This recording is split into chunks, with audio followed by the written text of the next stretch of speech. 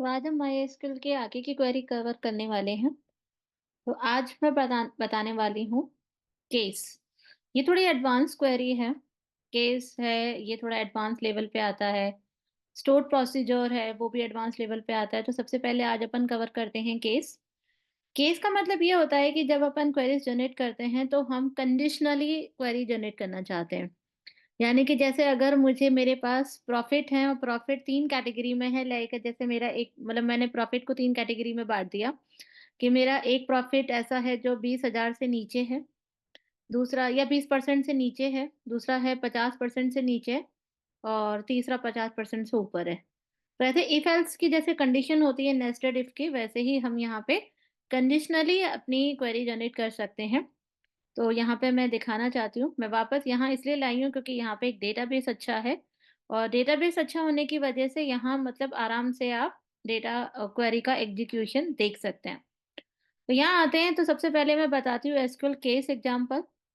SQL case example में जैसे यहाँ देख सकते हो कि ये जो टेबल है ऑर्डर डिटेल्स, ये मैं दिखा चुकी हूँ पहले भी। आप भी W3 स्कूल में जाकर देख सकते हो ऑर्डर डिटेल्स, जिसमें क्वांटिटी भी है। तो क्वांटिटी वाइज यहाँ पे कंडीशन रखी है कि केस रखा कि व्हेन क्वांटिटी ग्रेटर देन 30, यानी उस टेबल के अंदर उस रो में जाएगा जो ग्रेटर देन 30 क्वांटिटी है।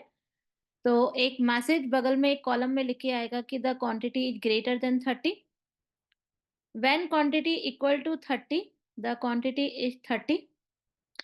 अदरवाइज मतलब बड़ा है 30 के तो ये लिख के आएगा, बराबर है तो ये लिख के आएगा, अगर उससे छोटा है तो एल्स में चला जाएगा। तो ये दो कंडीशन हो गई। और तीसरा है कि अगर ये दोनों कंडीशन ट्रू नहीं होती तो तीसरी जगह पे लिखा आएगा द क्वांटिटी इज अंडर 30। और इस नए कॉलम में ये मैसेज आएगा जिसका नाम हमने लिखा है क्वांटिटी टेक्स्ट। तो यहाँ केस में यहाँ पे हमने ऑर्डर आईडी क्वांटिटी और बगल में एक नया कॉलम जनरेट कर दिया जो कंडीशनली जनरेट हो रहा है। और उसमें हमने यहाँ पे केस को एंड करके उस क्वांटिटी कॉलम का नाम लिख दिया क्वांटिटी टेक्स्ट, और ये एग्जीक्यूट करा दिया। तो इसको रन करके बताती हूँ मैं आपको।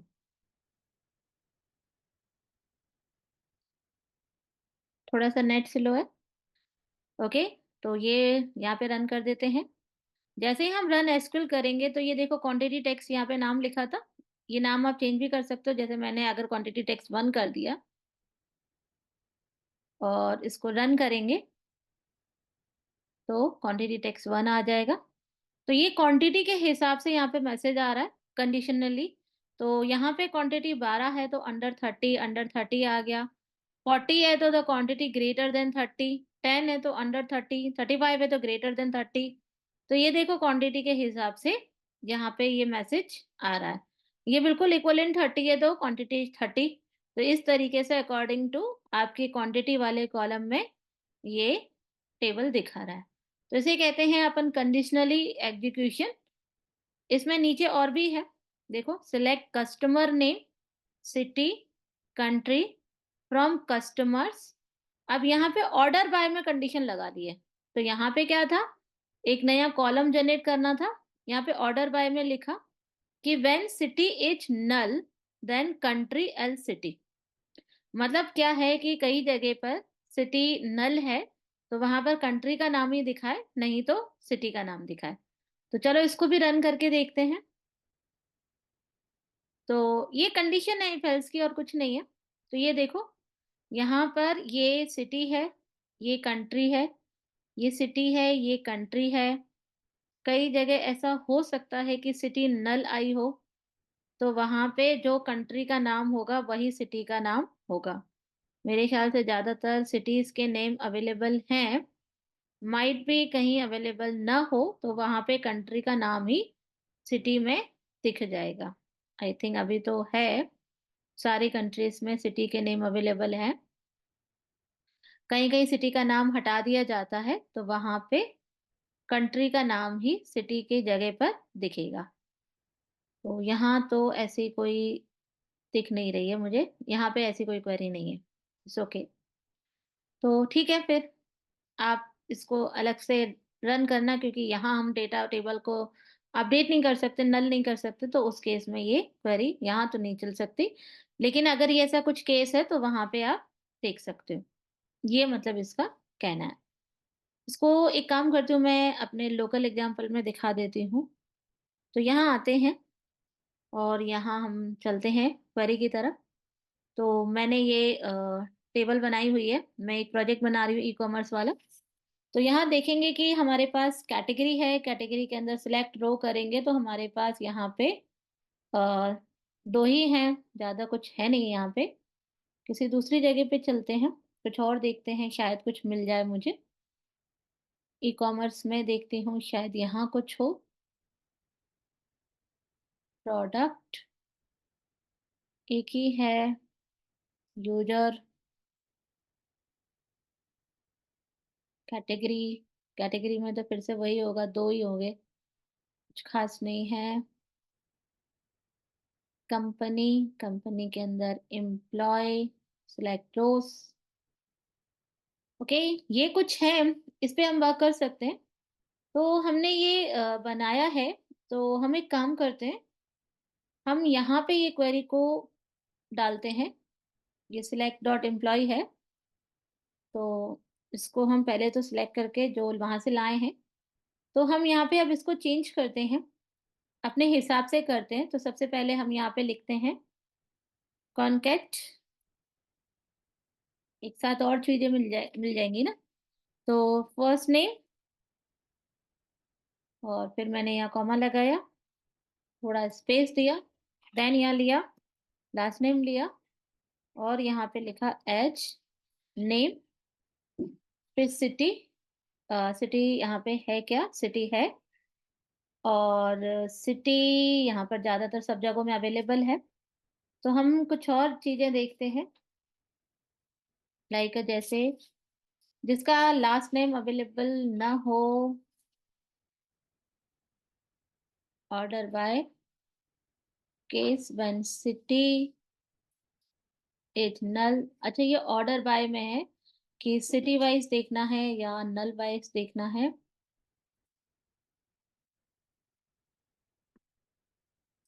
इसको थोड़ा सा अलग कर देते हैं, first name last name name, और यहाँ पे हमने लिखा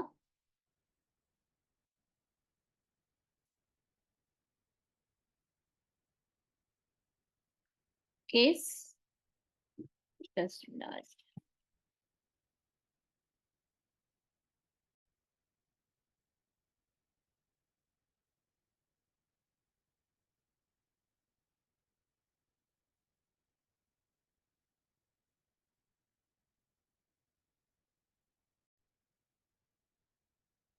हाँ, मैंने क्वेरी हटा दी, मैं दोबारा क्वेरी बना रही हूँ, कुछ इशू आ रहा था, दोबारा बनाती हूँ।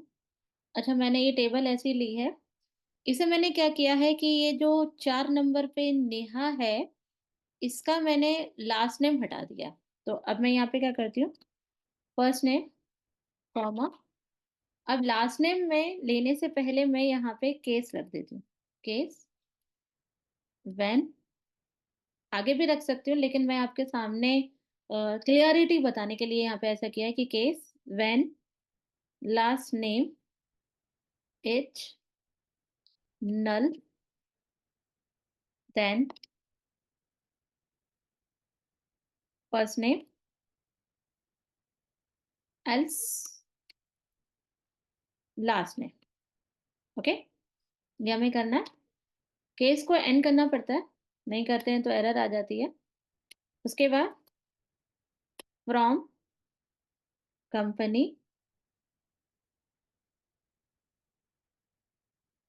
Dot employ. ओके, ये मैंने क्वेरी चलाई है। सो यहाँ पे ये कंपनी की टेबल है, नीचे दिख रही है, मैंने जानबूझ के नल कर दिया है, तो इसको रन करके देखते हैं। तो यहाँ पे नल नहीं दिख रहा है, तो एक काम करती हूँ, ये लगा के देखते हैं।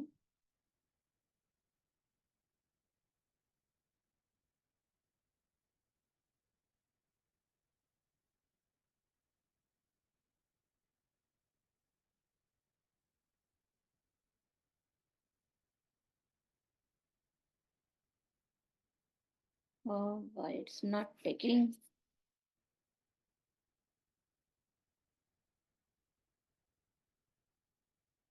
It's null but it's not considerable. मैं काम करती हूँ, इसे दोबारा डाल के इसमें नल खुद अपने हाथ से पुट कर देती हूँ। जब हम छोड़ देते हैं ना, तो नल अपने आप ले लेता है, मगर खाली मैंने अपडेट किया है ना, तो वो ले नहीं पा रहा है, तो उसको नल ले लेते हैं। चलिए अब करके देखते हैं। अब लास्ट लास्ट नेम में मैंने नल डाल दिया है कि यहाँ पे when last name is null then first name आ जाए उसकी जगह पे, नहीं तो लास्ट नेम आ जाए। ओके, देखते हैं। Still not working. नेहा के आगे नल ही आ रहा है। Why it's not working? And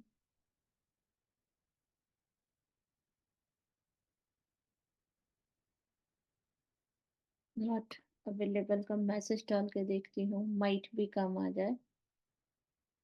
ये क्वेरी मेरे सिस्टम में तो नहीं चल रही है, तो यहाँ शायद कुछ इशू है। One last name is null. Null तो डाला है। एक काम करती हूँ मैं फिर, इसमें वैल्यू और डाल देती हूँ, और एक कॉलम छोड़ देती हूँ। लाइक जैसे मैंने यहाँ पे डाल दिया अ, रवि। यहाँ पे हमने डाल दिया रवि। उसके बाद यहाँ पे इसकी आईडी डाल देती हूँ 7। और यहाँ पे लास्ट नेम छोड़ के जेंडर डाल देती हूँ मेल। और नीचे अप्लाई करके उसको एग्जीक्यूट कर देती हूँ। तो बस इतना ही डाल के देखते हैं। तो ये ऑटोमेटिक नल है। माइट भी यहाँ कुछ काम करता हो। Let's check. यस। तो वो जो मैं अपडेट कर रही हूँ ना, कि खाली अपडेट कर रही हूँ या नल लिख रही हूँ, वो वर्क नहीं कर रहा है। लेकिन अगर आपने ऐसे ही खाली छोड़ दिया है, डाल दिया है, तो वो काम कर रहा है। So we have to check like that. अभी इसको फिर से एग्जीक्यूट करते हैं, तो देखें ये नीचे इस तरह से नल दिखा रहा है, यानी खाली छूटा हुआ है। दैन जो ब्लैंक छूटा हुआ है, दैन वो आपका नॉट अवेलेबल का मैसेज आ जाएगा। आप अच्छे से फिर से चेक करोगे तो समझ आ जाएगा। देखो रवि के आगे नॉट अवेलेबल लिखा है। नॉट अवेलेबल की जगह मैं फिर से फर्स्ट नेम लिख देती हूँ, तो भी क्या काम करेगा, लेट्स सी। हाँ, Ravi Ravi. Okay. Now I hope you understand कि कंडीशनली हम किसी नल को कैसे फिल कर सकते हैं। तो जब अपन ने मशीन लर्निंग पढ़ी थी, पांडास पढ़ा था, तो हमने डेटा क्लीनिंग का एक पोर्शन किया था। तो यहाँ पे डेटा क्लीनिंग इस तरह से भी, मतलब हम डेटाबेस में जाकर परमानेंटली चेंज नहीं करें, सिर्फ देखने के लिए हम चेंज कर सकते हैं, ये उसका काम है। तो ये क्वेरी है। यहाँ पे मैं एक और क्वेरी दिखाती हूँ। जैसे ये लिखा हुआ है यहाँ पे सैलरी। अगर मुझे यहाँ पे एक टेम्परेरी रिपोर्ट बनानी है, तो उसके लिए हम कैसे करते हैं। हमने यहाँ पे लिखा concat, then first name space last name, और मैंने उसको लिखा एच नेम। देन उसके बाद मैंने यहाँ एक कॉलम डाल दिया सैलरी। अच्छा, अभी इसको रन करके देखते हैं, तो देखो ये दो चीजें आ जाएंगी, नेम और सैलरी। यहाँ पे लास्ट में नेहा के आगे नल लिखा आ गया, और रवि वाला क्यों नहीं आया, आई डोंट नो। आना तो चाहिए।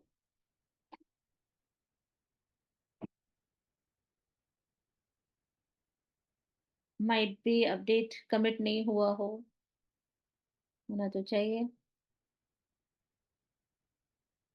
अच्छा, हमने इसकी सैलरी भी नहीं डाली है, तो शायद इसलिए भी ना आया हो। फर्स्ट नेम सैलरी, इसकी सैलरी हमने डाली नहीं है, इसलिए उसको अवॉइड कर दिया। एनीवे, फर्स्ट नेम और लास्ट नेम। अच्छा, बाकी के देख लीजिए। बाकी के आगे राहुल, प्रिया, अमित और नेहा के आगे नल भी आ गया, क्योंकि वो नल की तरह कंसिडर नहीं कर रहा। एंड ये सब चीजें हमारे पास आ गई, और उसकी सैलरी भी आ गई। अब मैं यहाँ पे आपको एक टेम्परेरी कॉलम बनाना, मतलब रिपोर्ट बनाने के लिए हमें टेम्परेरी कॉलम बनाना होता है। तो like I want to calculate the GST, तो उसके लिए हम यहाँ ब्रैकेट ओपन करेंगे और लिखेंगे यहाँ पे सैलरी इंटू 18। अच्छा, यहाँ पे एक ब्रैकेट और लगा देती हूँ मैं। सैलरी 18 डिवाइड बाय 100 और उसको एक नाम दे दो एज GST।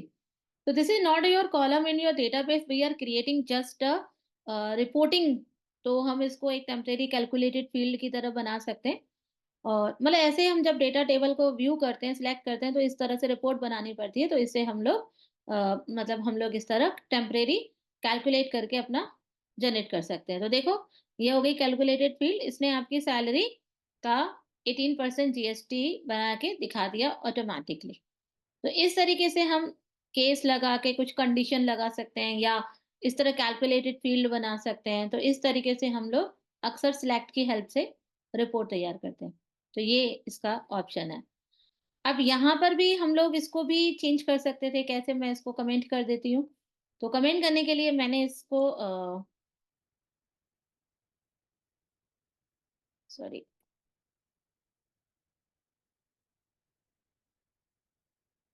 कमेंट कर दिया। अब मैं आती हूँ यहाँ पे। अब मैं फिर से एक क्वेरी लिखती हूँ, ध्यान से देखो। मैंने यहाँ पे सिलेक्ट कॉन्टेक्ट, यहाँ पे मैंने लिखा first name space last name, और फिर उसके बाद इनको नाम दे दिया एच नेम। चाहो तो थोड़ा स्पेस दे देते हैं। देन फिर से सैलरी। ओके। अब यहाँ नीचे आ जाओ और यहाँ पे फिर से सॉरी, केस और व्हेन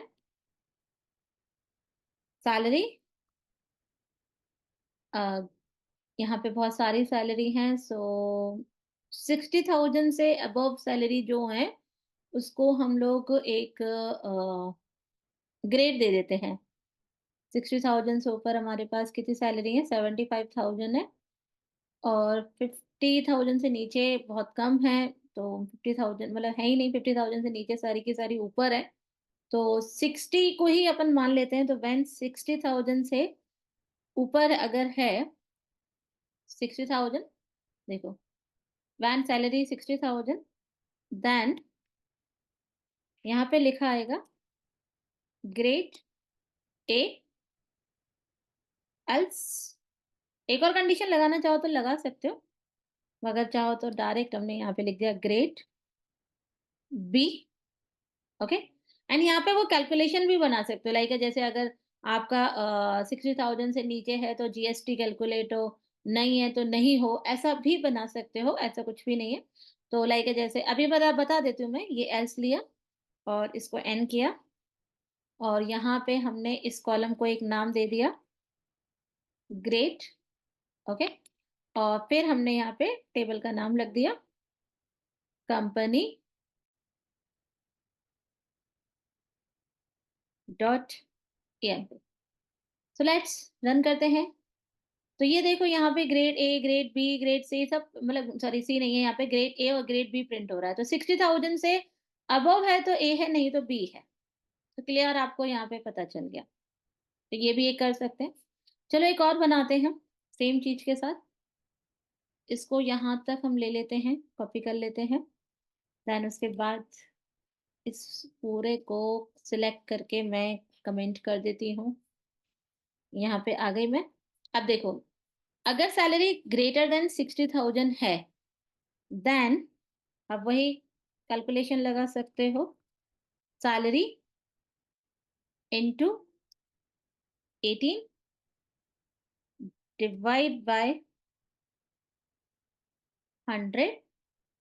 ये हमने लिख दिया। इसको हम बंद कर देते हैं। उसके बाद अल्स नहीं तो zero. Okay. And H GST from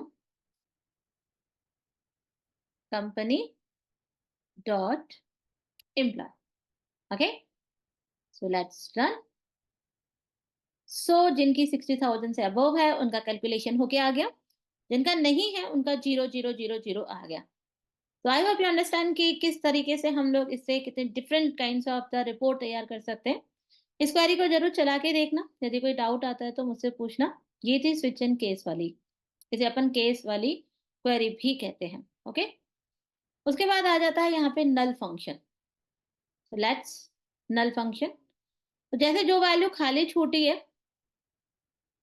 तो उसको कुछ सॉल्यूशन करना हो, तो यहाँ पे हम लोग यहाँ लगा रहे हैं कि product name unit price into if null, मतलब वही कंडीशन इफ वाली आ गई, तो if null units order zero, यानी कि अगर आपकी वैल्यू नल है तो उसकी जगह पर यहाँ पे जीरो दिख जाए, जैसे मैं अभी कर रही थी। तो इसने यहाँ पे क्या किया, प्रोडक्ट नेम किया, यूनिट प्राइस किया, into unit in stock plus if null then unit on order zero. ये different kinds of the function भी हैं। ये इच नल मतलब अलग अलग, माई एसक्यूएल में अलग चलता है, एमएस एसक्यूएल में अलग चलता है, ओरेकल में अलग तरीके से चलता है। तो ये हर किसी के हिसाब से अलग अलग चलता है, पर बेस्ट ऑप्शन जो मैंने वहां बताया स्विच केस वाला, वो थोड़ा ज्यादा सही लगता है मुझे। ये चीजें इस तरह कर सकते हैं। इफ नल के कुछ एग्जांपल मैं अलग से खुद बना के भी दिखा दूंगी। माई एसक्यूएल में मुझे थोड़ा डेटाबेस में चेंज करना पड़ेगा, तो बता दूंगी अगर वो भी मतलब उसका एक एग्जांपल बता दूंगी, क्योंकि इंटरव्यू में पूछ लिया जाता है। उसके बाद यहाँ पे सीधे आता है स्टोर्ड प्रोसीजर, बट उससे पहले मैं खुद ही अपनी क्वेरी एक और बनाना चाहती हूँ यहाँ पे। तो आपने अभी ये रिपोर्ट निकाली जीएसटी, और आपको ये रिपोर्ट है ना परमानेंट सेव रखनी है, मतलब आप ये चाहते हो कि ये टेबल बन बन जाए और ये डेटा जो है ये एक रिपोर्ट के रूप में सेव हो जाए और फिर उसे आगे आपको भेजना है। तो आप इसे एक्सेल वगैरह में ट्रांसफर कर सकते हो, वो भी ठीक है, लेकिन आपको यहीं पर इसको सेव रखना है। तो उसके लिए क्या करेंगे, हम इसके जस्ट आगे, अच्छा आप इधर देखो, इसको कहते हैं व्यू। व्यूज मतलब एक तरीके से रिपोर्ट सेव करना। मतलब आपने ये जो क्वेरी ली है, ये क्वेरी तो हट जाएगी तो आउटपुट हट जाएंगे, बट आप अपने आउटपुट को परमानेंट सेव रखना चाहते हो, तो उसके लिए बनता है व्यू। ओके, तो व्यू कैसे बनता है, ध्यान से देखो, ये क्वेरी जैसे चल रही है वैसे ही आएगी, बस उसके आगे लिखेंगे क्रिएट, जैसे टेबल होता है ना वैसे, और यहाँ पे आएगा व्यू। उसके बाद यहाँ पे लिखेंगे, अच्छा व्यू का नाम हमने लिखना था view GST under score only चलेगा, बाकी कोई साइन नहीं चलेगा, रिपोर्ट एट सिलेक्ट, ठीक है। Create view GST report eight select, और बाकी ये सारी क्वेरी आप चला लो। अब ये सारी क्वेरी जैसे पहले चल रही थी अभी भी चलेगी, बट ये सारी क्वेरी जो डेटा जनरेट करेगी वो ऑटोमेटिकली टेम्परेरी टेबल जो जीएसटी रिपोर्ट नाम से बनी है, मतलब टेबल नहीं है, व्यू है। व्यू मतलब एक टेम्परेरी व्यू, मतलब सिर्फ हम देख रहे हैं, डेटाबेस में स्टोर नहीं है लेकिन हम उसको देख सकते हैं, तो रिपोर्ट कहते हैं इसको। तो ये परमानेंटली ये डेटा जनरेट हुआ है वो इसमें स्टोर हो जाएगा। अब जब आप इसको रन करोगे, द नेम सैलरी, क्या इसने बताया, नो डेटाबेस सिलेक्टेड। ओके, मुझे यहाँ पे यूज करना था। एक्चुअली ये कह रहा है कि यहाँ पे आपको डेटा नाम लिखना है, तो मैं लिख देती हूँ, कोई बात नहीं, कंपनी डॉट। ओके, ये पता नहीं चला ना व्यू कहाँ क्रिएट करना है, तो ये देखो ये क्रिएट व्यू क्रिएट हो गया। ओके, तो यहाँ पे ये व्यू है, इसको मैं रिफ्रेश कर देती हूँ, तो ये देखो व्यू आ गए, ये साइन आ गया और इसके अंदर जीएसटी रिपोर्ट आ गई। अब आप कभी भी इसको सिलेक्ट रो करके टेबल की तरह देख सकते हो, आपका आउटपुट परमानेंटली इसमें सेव हो गया, देखो। तो इसे कहते हैं रिपोर्ट बनाना। तो आप अपनी रिपोर्ट अपनी क्वेरी जनरेट कराइए, अलग अलग से रियल डेटाबेस को इफेक्ट किए बगैर सिलेक्ट की सहायता से रिपोर्ट बनाइए, और उसे व्यूज में जाकर परमानेंटली सेव कर लीजिए। तो ये इसकी खासियत होती है। तो ये कैसा बना है, क्रिएट टेबल की जगह क्रिएट व्यू, व्यू का नाम, और फिर उसके आगे वो क्वेरी जिसको आप सेव कराना चाहते हो, तो वो क्वेरी चला लो, कोई भी क्वेरी चला सकते हो, उसका डेटा जनरेट हो जाएगा और वो इसमें जाकर सेव हो जाएगा। So do this practice. If you have any doubt, then